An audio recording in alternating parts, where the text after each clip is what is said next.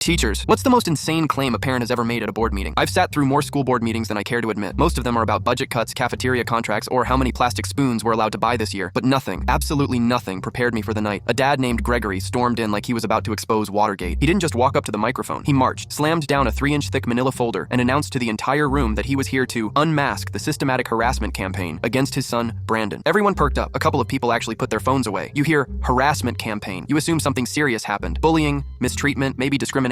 Nope. Gregory paces behind the podium like he's auditioning for Law & Order. He's got charts, highlighters, even a magnifying glass for effect. The board members are already exchanging those looks, the silent, oh God, here we go faces. He starts by declaring Brandon is a certified genius being deliberately sabotaged by every teacher in the district. According to him, there's an organized conspiracy to crush his son's brilliance. The superintendent calmly asks for an example. Gregory whips out Brandon's last math test and waves it in the air like it's the Declaration of Independence. He screams that Brandon was given a 23% to destroy his confidence. I nearly choked on my coffee because I graded that test. Brandon answered 2 questions correctly, doodled a stick figure, and left the rest blank. But Gregory isn't done. He accuses the English department of failing Brandon's essays because they're too intellectually advanced for mortal comprehension. He dramatically pulls out one of these essays. 3 paragraphs. The thesis? Romeo and Juliet should have just texted each other. That's it. That's the analysis. The science department? Apparently jealous of Brandon's groundbreaking volcano project, he presents a photo. A toilet paper roll glued to cardboard with baking soda sprinkled on top. Gregory insists it was unfairly marked down because it challenged traditional paradigms. The board is doing their best not to burst out laughing, but then Gregory drops the nuclear demand. He wants Brandon's entire academic record overturned. Every single grade replaced with an A. He even waves around legal documents he clearly downloaded from some free template website. At this point, the art teacher timidly raises her hand. She says Brandon once turned in a completely blank canvas for his final project. Gregory doesn't miss a beat. He yells, "That was conceptual art representing the void of institutional oppression." For the record, the masterpiece had Brandon's name scribbled in crayon in the corner. Now the audience can't contain themselves. Parents are biting their lips. Someone in the back is recording on their phone. Gregory is oblivious, still pacing, still monologuing like he's uncovering a cover-up. Finally, the principal has had enough. She pulls up Brandon's full academic record on the projector. 4 straight years of Fs. Failed PE twice. 0 on a multiple choice quiz where random guessing statistically should have gotten him at least a quarter right. It's brutal. Gregory stares at that screen for a solid 30 seconds. The courtroom swagger drains out of him. The room is dead silent except for the hum of the projector. You can actually feel everyone holding their breath, waiting to see how he'll spin it. He clears his throat and mutters something about seeking legal counsel. Then he slams his folder shut, gives the board one last withering glare, and storms toward the exit. Just before the door closes, he turns back dramatically and shouts, "This isn't over! You'll be hearing from my attorney about your academic malpractice." The door slams. For 2 seconds, silence. Then the entire room collapses into laughter. Board members are hiding their faces behind papers. Parents are wiping tears. One guy near the back yells, "Does Brandon even exist? Or was that performance art?" The superintendent officially logs Gregory's tirade into the meeting, minutes under public comments, entertainment value high. And the plot twist, Brandon never set foot inside that meeting. Through the window, you could see him in the parking lot, sitting in his car, happily playing video games, headphones in, 0 interest in his dad's crusade. The kid knew his grades were awful and clearly didn't care. He was just farming loot drops while his dad tried to rewrite history inside. That science fair toilet paper volcano may have been a disaster, but Gregory's meltdown, instant legend.